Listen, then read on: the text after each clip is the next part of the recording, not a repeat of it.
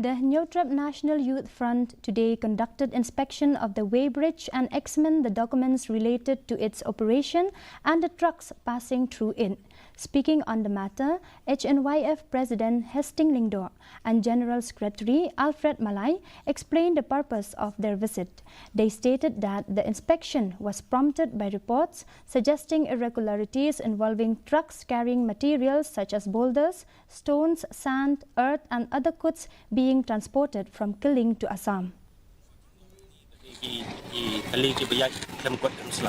Kadang ba nagpor nila keren ni gibri giba banyak ikali ni amba siang banyak aku ni berdai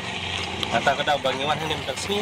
iwan berpiku mi piku bagi iwan bersaki dari supaya ni berfat bagi member ke dekat ni kenang ba banyak beginya reti apa gini di sini giba ada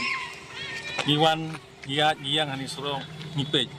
bangilap ikali dibekit ya mau siap ikendo